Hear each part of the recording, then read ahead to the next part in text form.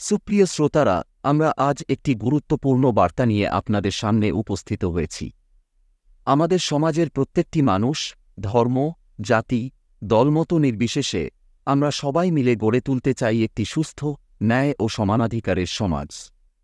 কিন্তু সাম্প্রতিককালে ঘটে যাওয়া আর.জি. কর হাসপাতালের নৃশংস ঘটনা আমাদের সেই পথ থেকে অনেকটা পিছিয়ে দিয়েছে। এই ঘটনার প্রতিবাদে আমরা আজ একত্রিত হব, আমরা শপথ নেব, আমরা আমাদের আওয়াজ তুলব। আগামী 4 সেপ্টেম্বর রাত্রি 9:30 ফুলিয়া রঙ্গমঞ্চে আমরা সংগঠিত করব এক প্রতিবাদী মিছিল।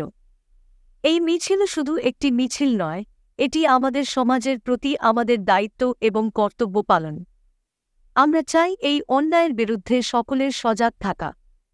এই মিছিল থেকে আমাদের দৃঢ় বার্তা হবে, অন্যায়ের বিরুদ্ধে আমরা সবাই এক, আমরা ন্যায়ের পক্ষে, আমরা মানুষের পক্ষে।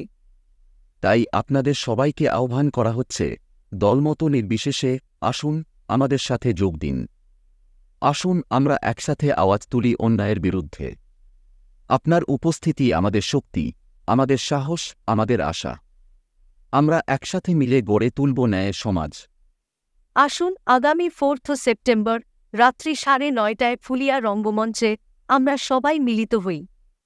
আমাদের উপস্থিতি হবে প্রতিবাদের প্রতীক, ন্যায়ের প্রতীক, মানবতার প্রতীক।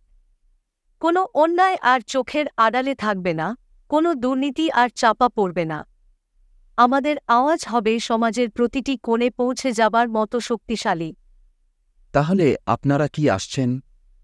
আমরা অপেক্ষায় আছি আপনাদের সাথে এই যুদ্ধে যোগ দেওয়ার জন্য। আমরা আশাবাদী, আমাদের সকলের মিলিত শক্তি এই সমাজকে বদলে দেবে। আমাদের কণ্ঠ মিলবে একসাথে, আমাদের প্রতিবাদ হবে ন্যায় প্রতিষ্ঠার লক্ষ্যে। ধন্যবাদ। আসুন আমরা একসাথে বদলাব। জয় হোক ন্যায়ের। বিচার পাক তিলোত্তমা। বিচার পাক তিলোত্তমার মতো আরও যে সমস্ত অভয়া আছে যারা এই সমাজের কুদৃষ্টিতে শোষিত, পীড়িত।